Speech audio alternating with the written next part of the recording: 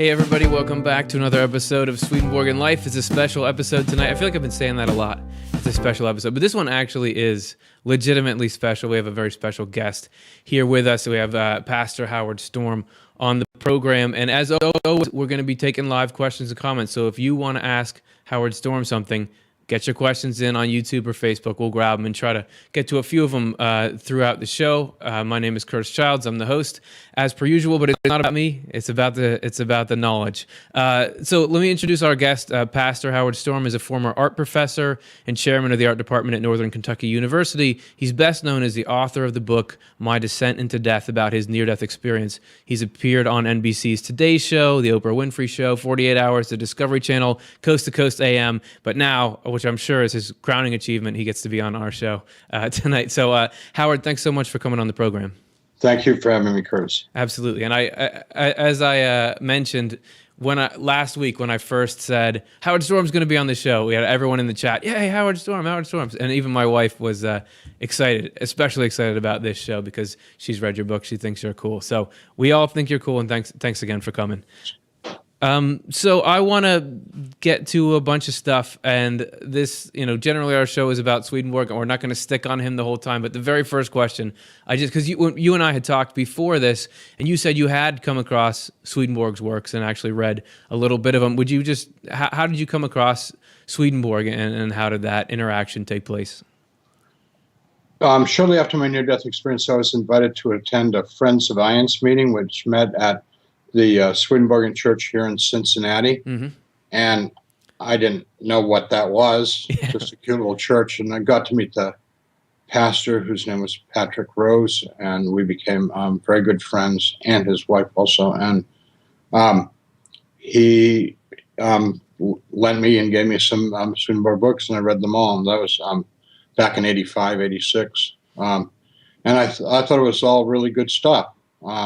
It was really exciting because when you have a near-death experience, it's very common for people to feel very alone because everybody's telling you you're crazy, it didn't happen, like you're delusional, you're hallucinating, you need to go to a psychiatrist, and you're going like, I don't think so. I think God just showed me something. Yeah. Hello? And they're going, no. And including religious people. And a lot of people get burned out, but Swedenborgians are really open to this, near-death studies, for example, and I'm interested in ideas like the universe being filled with life on other planets, which was part of my near-death experience. Mm-hmm. And I really found them very open-minded, and as I became more educated in Christianity, I thought it was really quite compatible, which was the direction I was going, which was United Church of Christ, Protestant. Mm-hmm. Thing. Yeah, and I being a person who hasn't had an experience like that, it's great for me to get to see Howard had this experience here, Swedenborg had this one, and here's where they intersect, because to me it helps sort of put the puzzle together, and it makes it even easier to think these guys are really seeing the same thing. There is a objective reality out there. If Swedenborg were able to talk to him today, he and I would hit it off big. I mean, we would be brothers. Yeah, and hey, maybe a few years down the road, Yeah. So. Oh, it's gonna happen. But just. That's be another time, place. Yeah. 40 years from now. So I want to just jump in. I know you've talked about your experience that you described in your book a lot. And I also wanted to mention, I saw some interviews that you did with Matt Klein of Matt Klein Cinematography, and I want to point people to the description of this. There's links to those videos. Those are another great one. So I'll reference kind of both those sources as we go through. I know that you talked about, in your experience, having what is now in the near-death experience community called a life review, where you were shown all the events of your life, but there was a particular emphasis placed on them by sort of the beings that you were with, or this higher perspective. I just wondering if you want to talk a little bit about when you see your life in that state, what's important and what's not important, and what does that tell us about sort of our day-to-day life now? Okay, it was very apparent very early that the entire emphasis was on relationships with other people. of course, starting off as a child with my immediate family, and then going on to my immediate family in school and neighborhood friends, and then expanding beyond that as I grew up. Um, I think that I can say fairly that all is Jesus and the angels and God cares about is how we interact with other people. Um, and Jesus also said this in the scripture. He was asked, what's the greatest commandment? What's the greatest teaching? And he said, love God with all your heart, mind, soul, and strength, and love your neighbor as yourself. The second commandment is much like the first. The way that we love God is by loving the people that God made, including the short ones and the tall ones, the fat ones and the pretty ones and the ugly ones and the mean ones and the cruel ones and the lovable ones, not just the lovable ones. Right, because that's not such a hard task. Yeah, so it makes it a challenge every day. Yep. And so do you still reference that? I mean, does that come to mind as you're making interaction with these people at the grocery store, or the people that you know? Is that still a potent source of inspiration? I'm not kidding. It's really in my life.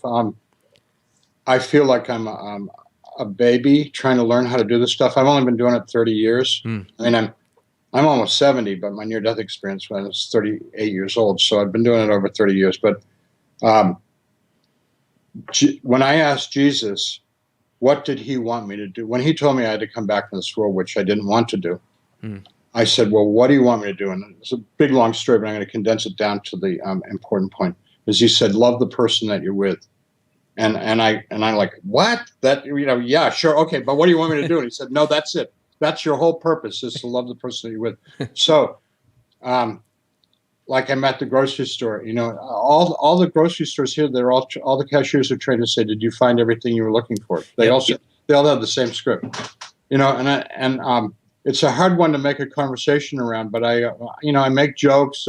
I talk about they wear name tags, so I use their name. I mean, I was a server for 7 years. I know what it's like to deal with the public and be treated like you're a tool, like you're just an instrument, right? And usually very rudely, and it's very brusque. And so, how's your day going? Yeah, like a person. Hey, boy, is it raining outside? Boy, you're lucky you're not out there. I'm going to get drenched taking these groceries. I mean, I'm not I'm not pretending that we're going to be best friends or anything. That would be an intrusion. It's obnoxious. I just be a human being with everybody. Be a human being with the server. Say please and thank you. Show a little courtesy. Look them in the eyes. And where it gets really challenging is when people are nasty to you, or when people are trying to rip you off. I'm not doing too good with the telemarketers. I got a confession to make. Father, forgive me. I absolve you. Thank you. Yeah, it's cool to hear. Like, you had this experience that's so overwhelming and so far out there, but yet what you come back with is very practical. Be friendly to the person at the grocery store. Kindness, kindness. A little bit of compassion.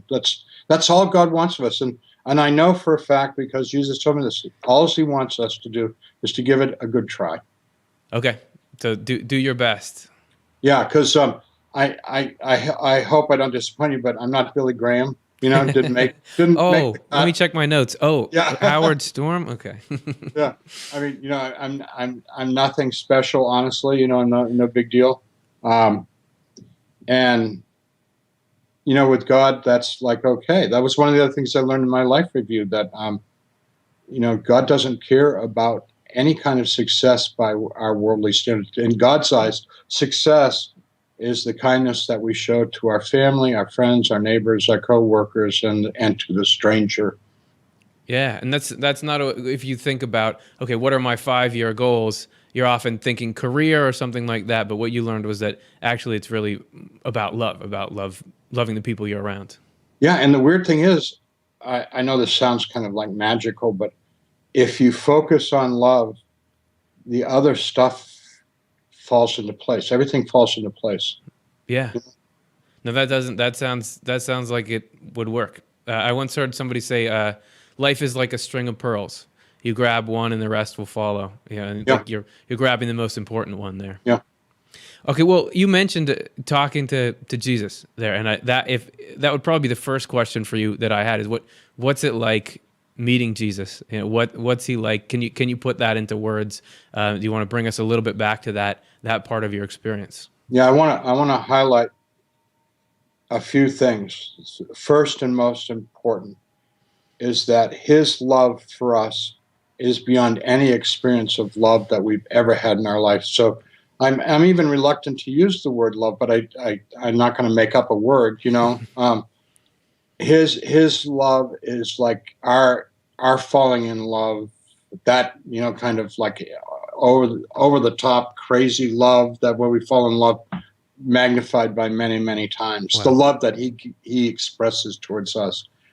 Secondly, and this is something that I think is really important that isn't talked about, he likes us. He made us.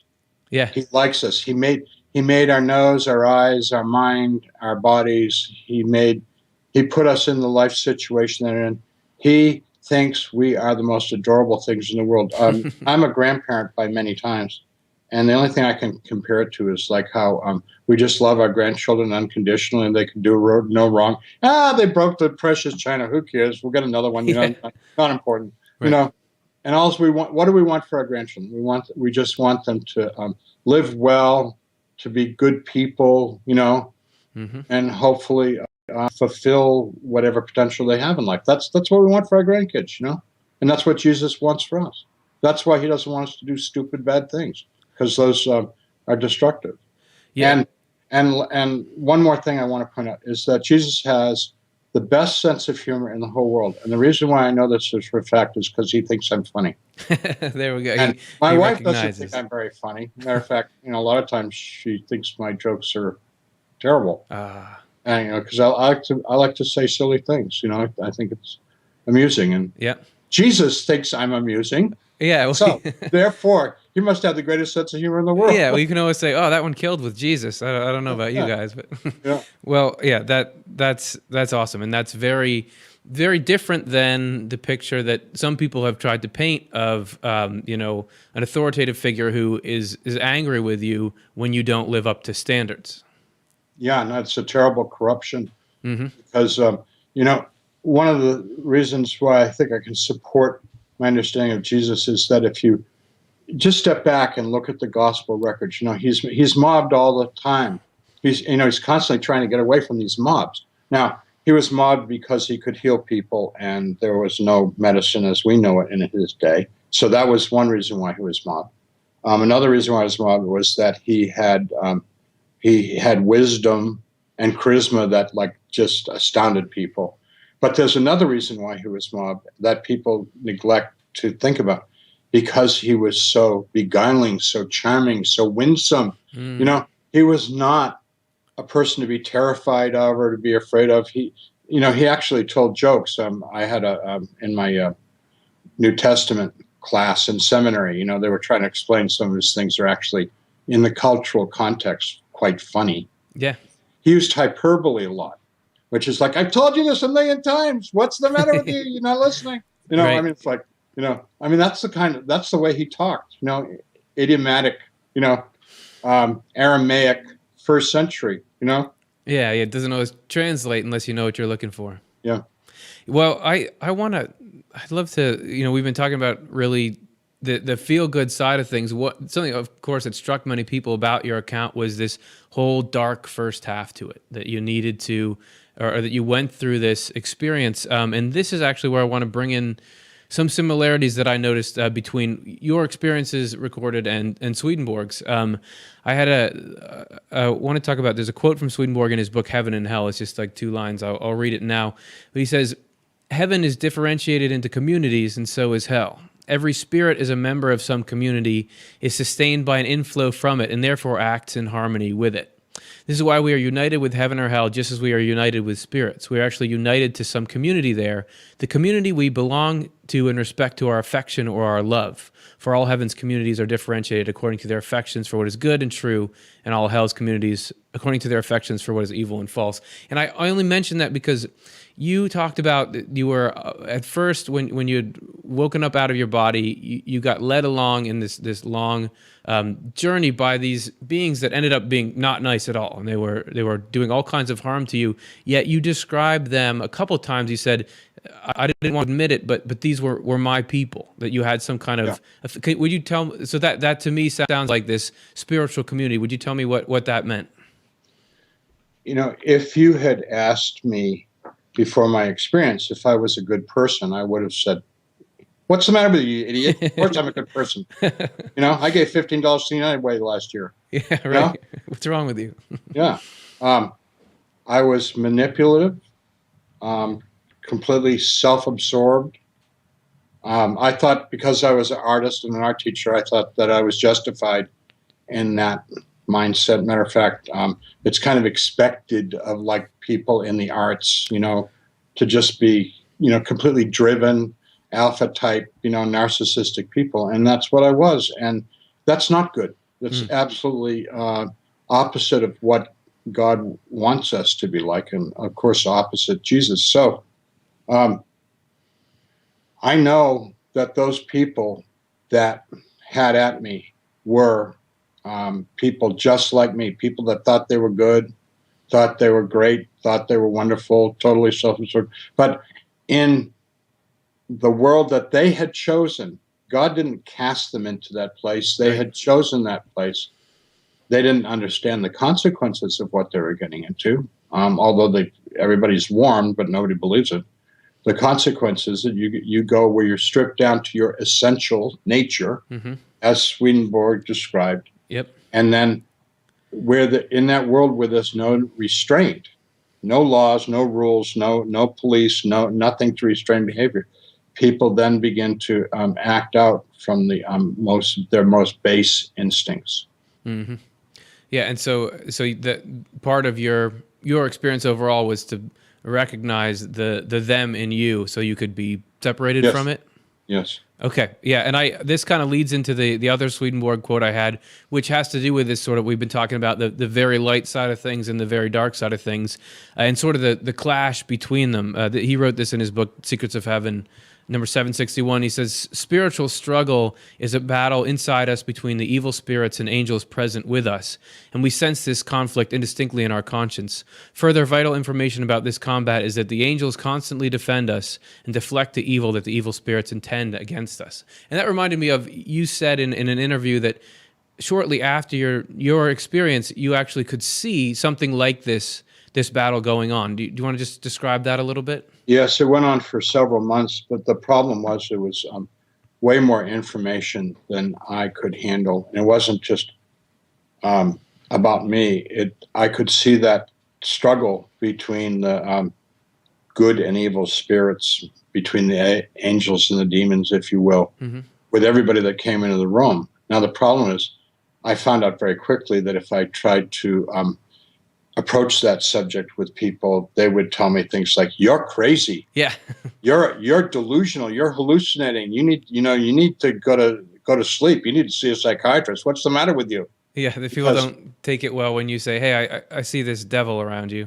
Yeah. So after several months of not knowing what to do with it, I try and tell people. I said, I tried to modify it by saying, I think you're in a lot of conflict. I see a lot of tension in your life, and then I would say, if you prayed to God, you could protect yourself and you could find, the right choices in your life. And they're like, "Oh, so now you're going to preach at us?" I'm a sick man in the hospital saying this stuff to people who've come to visit me or, treat me or whatever. And anyways, like I said, after 3 months, I realized I don't know what to do with this stuff.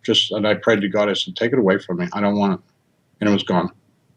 Yeah. And so what did that teach you though? That does that still stay with you, that the awareness of this struggle, and what can we as individuals do to come out on the right side of it? Well, because we are so hopelessly ignorant of the nature of the spiritual world doesn't deny its reality. Yeah. Therefore, what we have to do is to protect ourselves and the ones we love with prayer and with faith. And we have to avoid opportunities for evil to have an influence on us. Like, I'm going to mention some real obvious things like Sure. drunkenness and drugs are opportunities for demonic forces to come into our life. Passions that are destructive, like anger, greed, lust.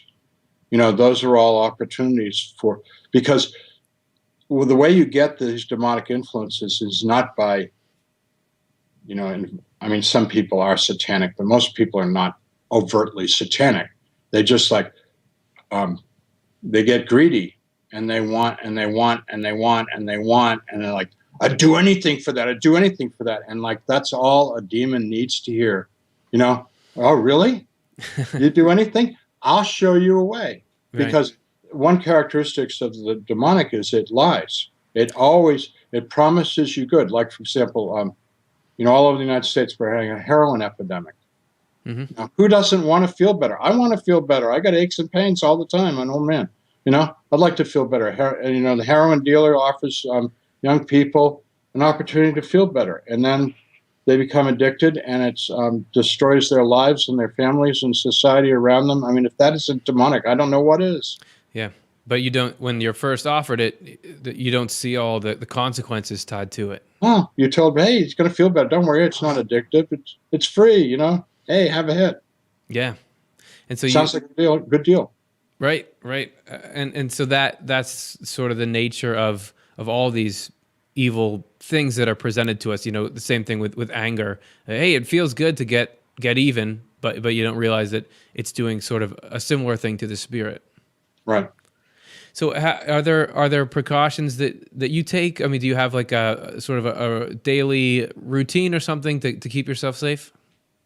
Well, that's why I believe in religion. The interesting thing in our society, you can talk about spirituality, but when you start being religious, all of a sudden it's like, oh no, I'm going to cut this interview off right now. Yeah, right. And so I'm a pastor, and I do things that you would hopefully expect a pastor to do. I pray frequently. I read scripture and I meditate on it, and I read other good stuff. I don't watch garbage on TV. Mm-hmm. I want to associate with people that I think are spiritually good people. They don't have to be Christians, but I want the spiritual people that are, that enhance my spirit rather than detract from it.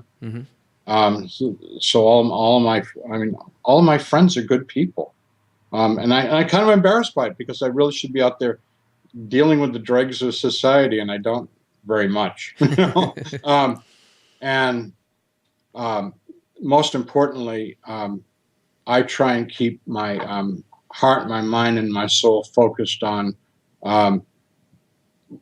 Jesus Christ as a real living presence in my life, because he knows everything. Mm-hmm. He knows everything I think. He knows everything I do. And so I want to live a life pleasing to him. So I can't hide anything from him. That's the problem with Jesus. He can't hide anything from him. So like if I'm feeling anger, what I do is I say, hey, Jesus, I'm getting really angry. That person really upset me. Will you help me? Will you help me work through this? And I got to go through a process because I'm not a saint. So I got to go through a process of looking at why am I angry? Why am I feeling so hurt? Why am I being so defensive, etc. Yeah. So, and it's not like expecting to not have those feelings. It's just about acknowledging, okay, I can get help with this from Jesus. Yeah, and we're not even going to talk about lust, right? We can talk about anything. Maybe our viewership would go up, But it's the reality of things. And so and I remember hearing in your interview with Matt that when you first met Jesus, you were worried because you're like, he's going to know everything I thought. Yeah. Even when I was a teenager, are we sure we want to go there? Yeah. But he didn't seem to care. No, he, knows the human nature better than we know our own nature, and there's an old Christian saying, God loves the sinner and hates the sin. Hmm.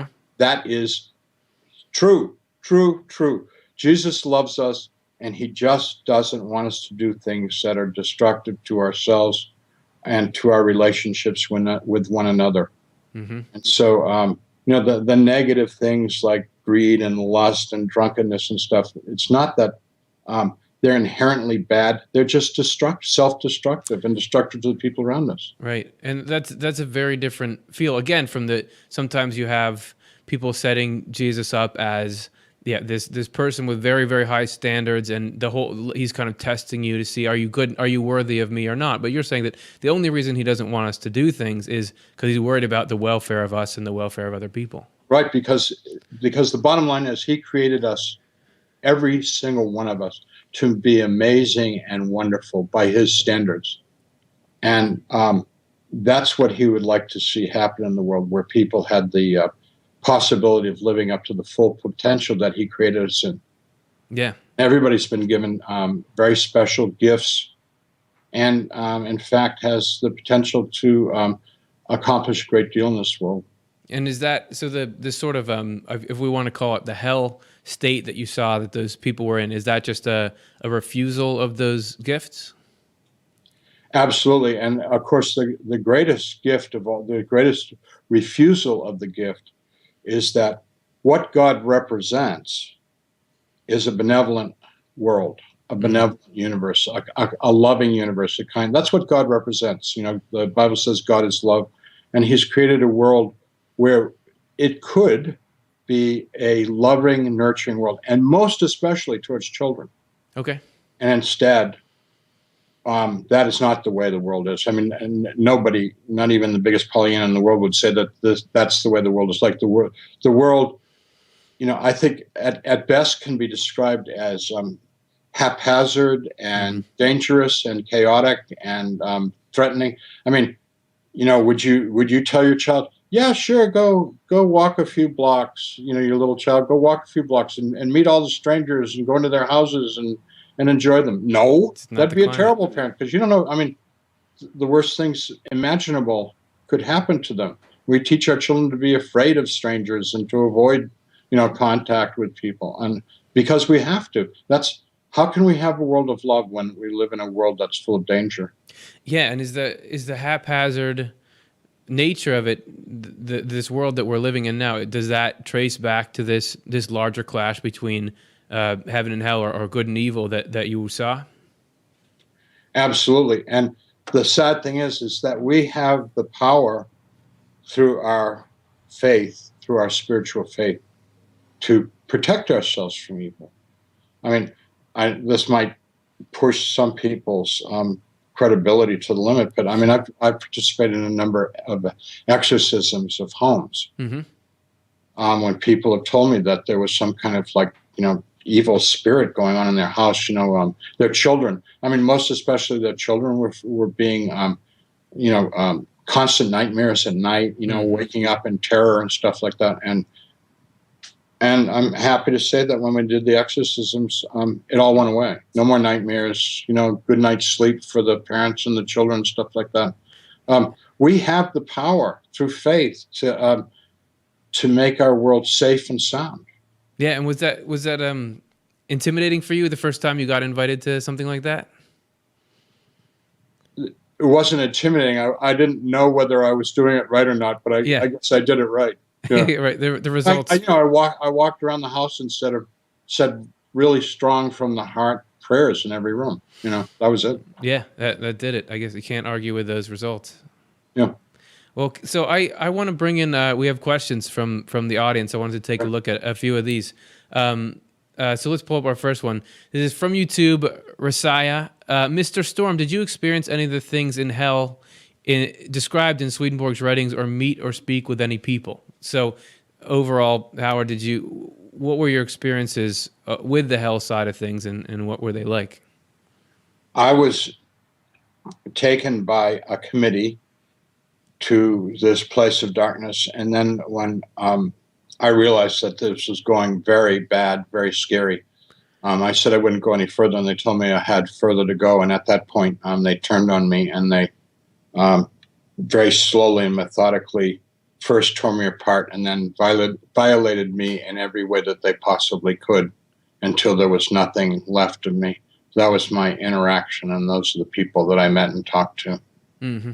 And that was right before you met Jesus, right? Yeah. Okay. So he pulled you out of that. All right. So let's take a look at the next question.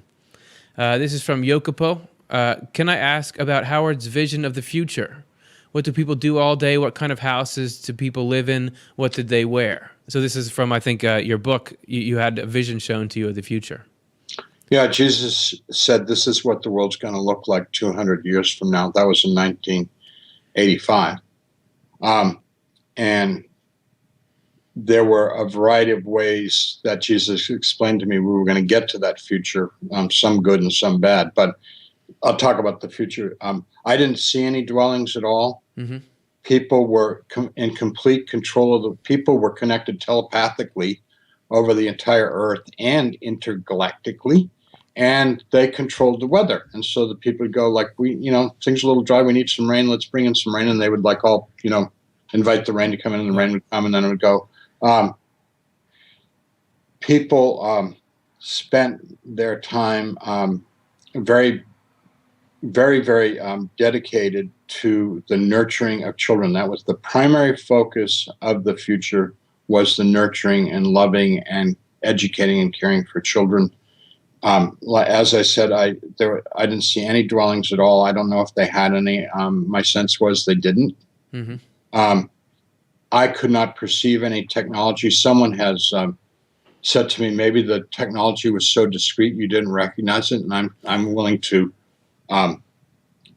say that that's certainly a possibility. But people wore a lot of ornaments, mm-hmm. But it was all handmade, crafty stuff, and that may have disguised like technology, but I didn't see any applicational. There was no sickness, because when people got sick, the community would come around that person and they would pray for them and they would be healed. When people had reached an age where they had felt that they had fulfilled everything they were put in this world to fulfill, the community would gather around them. And they said it was time for them to ascend to heaven, and everybody would pray and celebrate, and the person would lay down, and their bodies would stop functioning. It's beautiful. And so I know that, we're not there now, and that was in 85, you said. Has there been anything you've seen happening in this world between then and now that you've said, oh, maybe that's the ancestor to what comes in this vision? As I mentioned, Jesus both told me and showed me alternative future scenarios. Uh-huh. And one was very destructive and ugly, and another was very beautiful. And so I'm ultra vigilant, looking for signs of mm-hmm. what I would call the Great Awakening or the Great Revival that's going to lead us into that future. And I would love to tell you that I'm seeing signs of it all the time. Just hit me with the truth. But that's not what I'm perceiving, and I'm seeing the world becoming sadly more greedy and more materialistic, and I'm really concerned, because I'm old. I'm ready to go. Hey, beam me up, Scotty, anytime. I'm good. But I've got 8 grandchildren now. I've got kids, and I don't know what kind of world they're going to inherit, because we seem to be going the wrong way. Yeah. So it would be, if everyone just decided we're going to go for this good future, it's not that we don't have the people power. It's just that we're not making the right choices. Correct.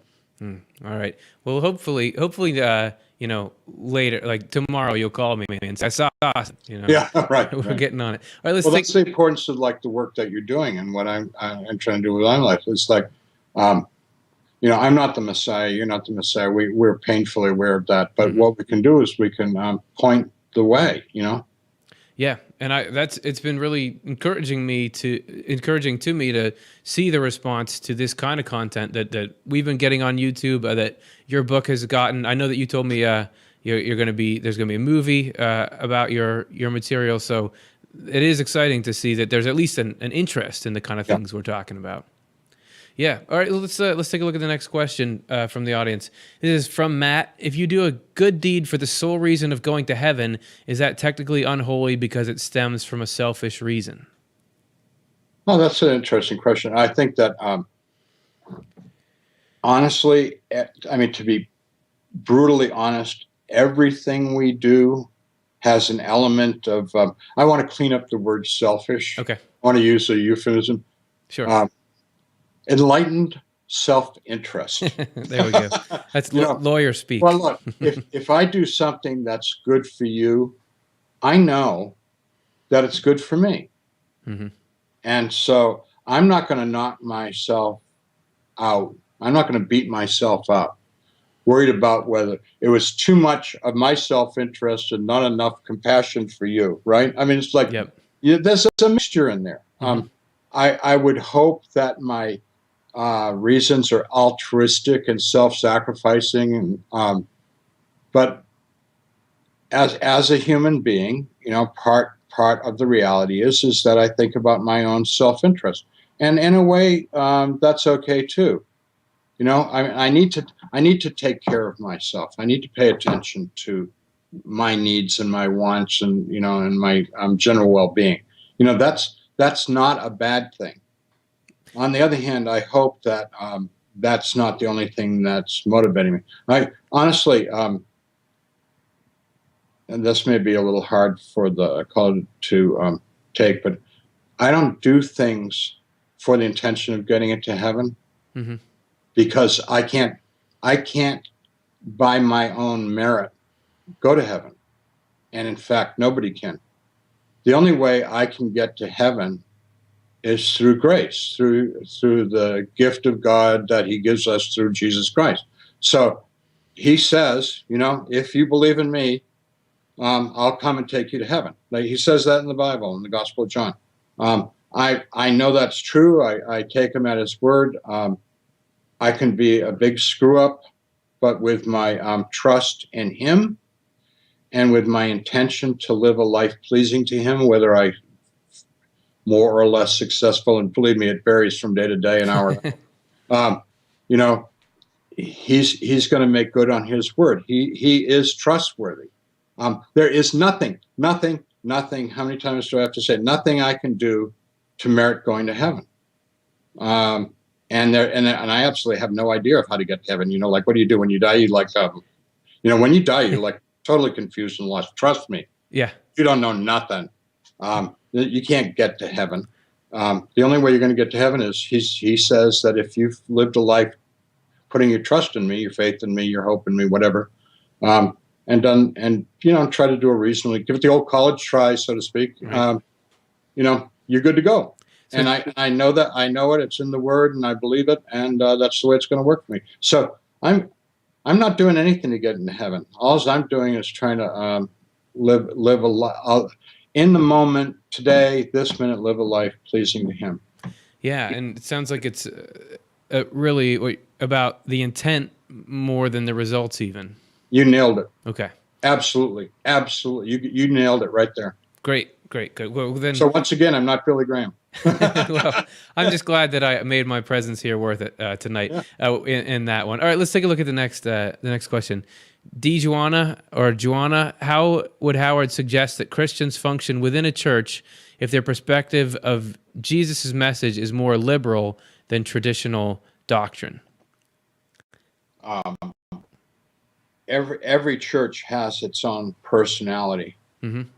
And what we want to do in our churches, and I'm speaking about this both as a layperson, because obviously I've been a layperson as well as being a pastor, is you can't hammer people. You can't force them into being kind of open-minded. Like, let me take some easy subject like homosexuality. Yeah, right. We'll just skim the surface here. Yeah. I believe that gay people have every bit as much right to be in the church and to be loved and accepted fully. I mean, okay, we're not going to talk about whether gay is a sin or not. We're all sinners. It's a level playing field. The Bible talks about lying over 360 times. It talks about homosexuality 5 times in the entire Bible. Right. God is much more concerned about us being liars than about what we're doing with our sexual apparatus. It is clearly not that big an issue. They're human beings, and they do deserve to be treated with love and respect. Now, you encounter people in the church who are homophobic, which means they have a psychotic, not an unhealthy response to homosexuality, and they're very, very difficult people to deal with because they're just full of fear and anger and hate and defensiveness and a lot of they really need professional psychiatric help. And how do you deal with them in church? So what can you do? What can you do in church? And I'm talking about this both as a pastor and as a layperson. You take people where they are, you love them, and you try and take them baby steps, small increments into, knowing and caring for other people. Yeah. All right. Well, that's great, and that's practical, and that feels very like, if love is important, let's get the love first, and then it'll sort itself out. Great. All right. Next one. Question is from DNX68. Do you still have contact with the spiritual world? Do you have enhanced psychic capabilities since your near-death experience? Yes. Would you say a little bit? Well, can you read my mind for the next question? Would you say a little more about what that's like? It's a heavy responsibility, and I don't take it lightly, and I don't like to talk about it because that seems like that's really egotistical. I feel, all right, I'll just be honest with you. I feel like I'm the most fortunate human being on the whole planet because Jesus and I are buddies. Yeah. We're close. And he tells me stuff and I tell him stuff and we hang together tight. Yeah. Well, it's awesome. It's just that vision of it can be like that is inspiring. So I appreciate you sharing some of it with us here. Yeah. All right, great. Let's take a look at the next question. It's from Anima201. Howard, what kind of, and we've touched on this a bit, but what kind of spiritual practice do you recommend? Can you describe more in depth how you meditate, and what does Jesus think of our spiritual practices?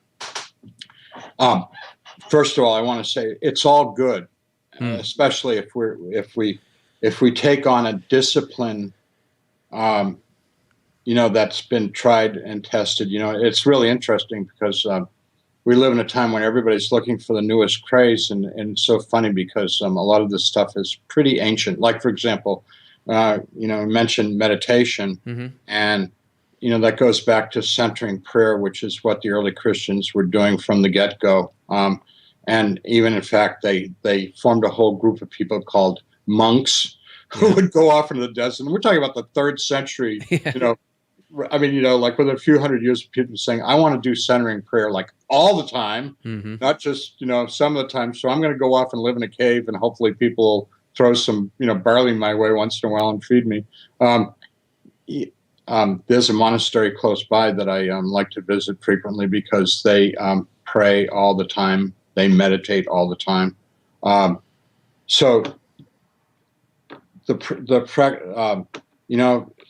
People get all hot and bothered about whether Reiki can be Christian or not Christian, stuff like that. You can do everything in the context of your Christian faith. And one of my great heroes, Thomas Merton, who in fact was at this monastery that I like so much, the Abbey of Gethsemane, was contacting Buddhist monks because he felt that they had a great deal in common. And in fact, he died at a convention that he had organized between Christian monks and Buddhist monks. And he was trying to get the monks of the world to all go like, hey, guys, we're all after the same thing, Yeah. I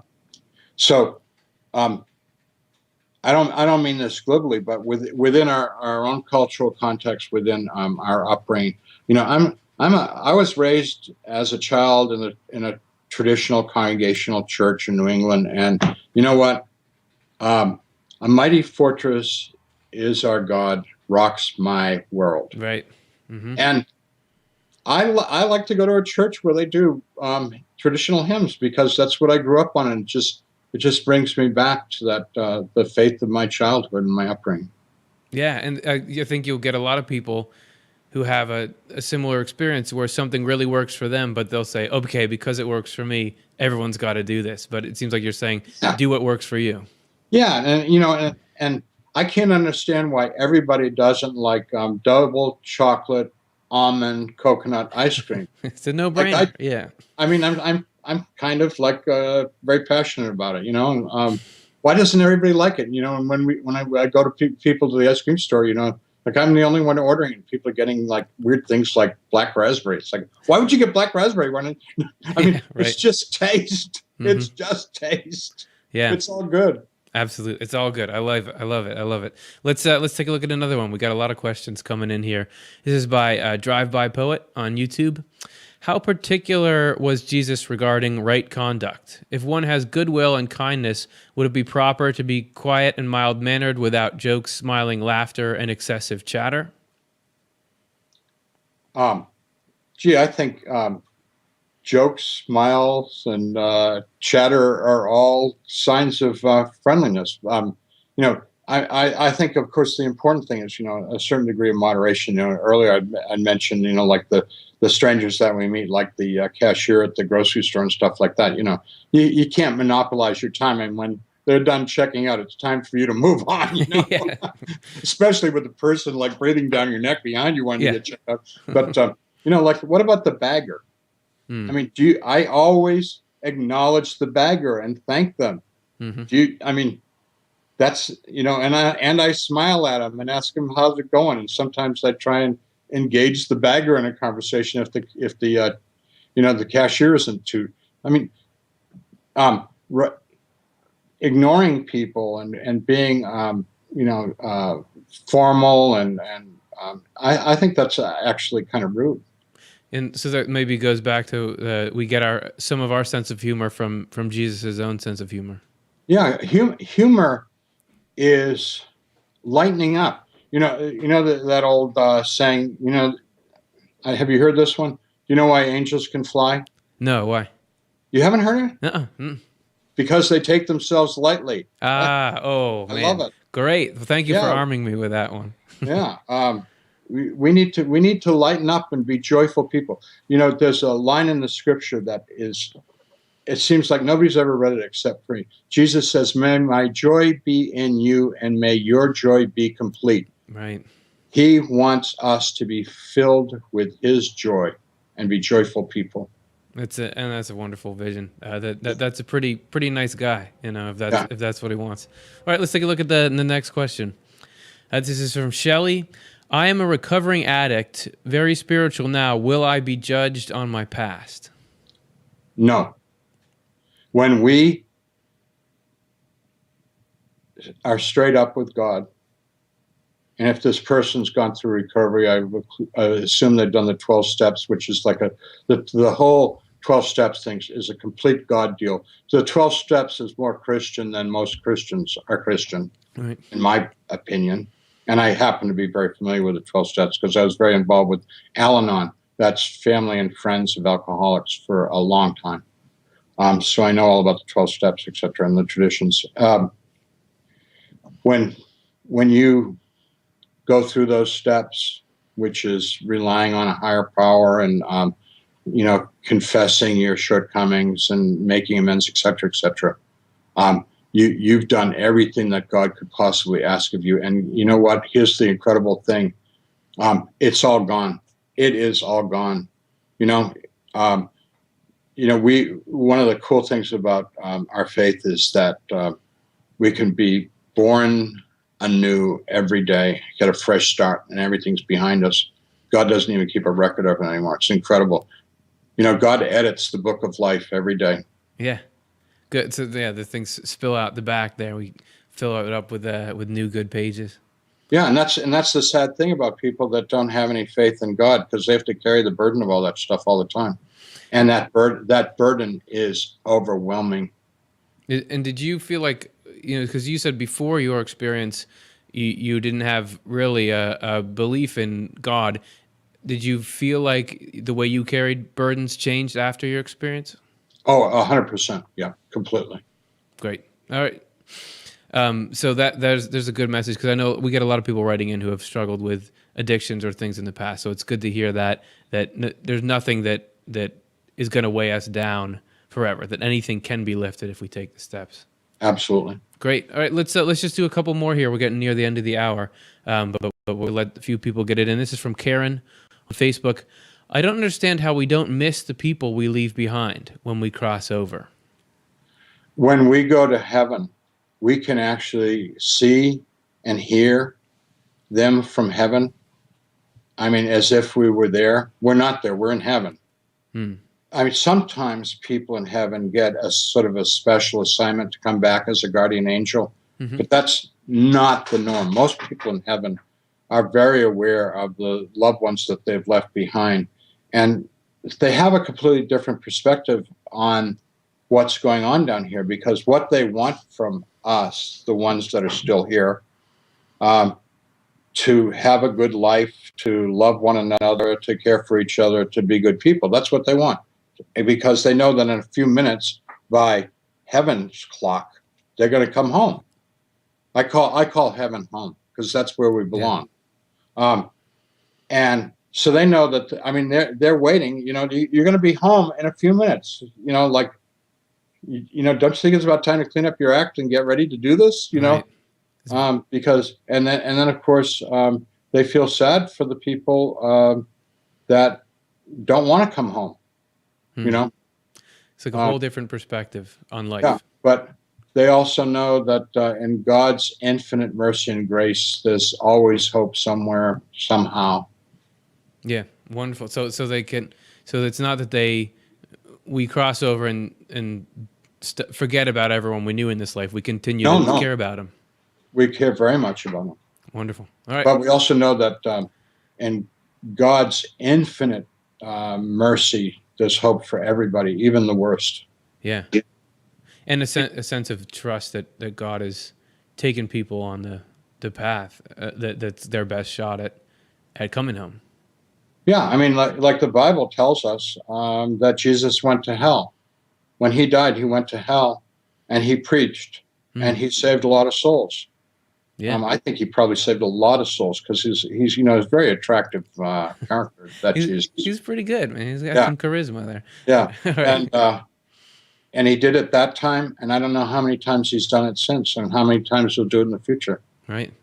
Yeah. Why wouldn't he? If his goal is to bring everyone into as much happiness as possible. Yeah. All right. Let's take a look at one more question here. It's a simple one to answer. Are there more people in hell or heaven? If I knew the answer to that, yeah, I would not be sitting in this chair talking to you. I would be in heaven, right? You know, in close proximity to God. So I'm sorry, but I'm not being glib. Honestly, that's above my pay grade. Yeah, I mean, and I wonder, if there's what kind of clearance you have to to know something like that. Yeah. All right, that was a short one, so let's do one more here. This is Williams Marie Joy. I want to know, are our loved ones allowed to visit us from time to time, even if in our dreams? Yes, and there are lots and lots of accounts. I know that when one of my sisters died, my other sister had a very powerful experience of her after the departed sister had died. And she called me up totally freaked out. I mean, like, could that be real? I said, like, it was a gift from God. She was telling you she's okay. Just accept it and stop, getting all anxious about it. Yeah. What a beautiful thing. Yeah. So the other side really is that close. Yeah. Wonderful. Oh, and because we do get a lot of people here wondering, because they'll have an experience like that was really awesome, but can I believe that was really what I think it is? So I think what you're saying is, yeah. Great. All right. Well, I want to say thanks to you for coming on the program tonight. like I said, I read your near-death experience. It was one of the first ones I ever read, and it had a profound impact on me. And for you to share everything, I feel that the hope that you've found, the way that you describe it, just even hearing secondhand about it, for me, this is like, wow, that there can be love like that there can be comfort like that, that you found, has been inspiring. And then since then, I've read so many things in Swedenborg that particularly with your experience, I say, oh, these guys are talking about the same thing. So I've always wanted to make this connection. So really appreciate you coming on the program. Thank you for having me, Curtis. I appreciate it. Absolutely. And I just want to let everyone know you can go to howardstorm.com. That has all kinds of links and everything Howard Storm on there. And you're a pastor of a church right now? Yes, I'm serving St. Mark's United Church of Christ in Latonia, Kentucky. Little tiny church. If you're in the neighborhood, stop on by. Yeah, you can increase our attendance by multiple times by coming by. You can make a difference. All right. Well, thanks so much for giving some of your Monday night, and hope to talk to you again someday. Thank you. God bless you.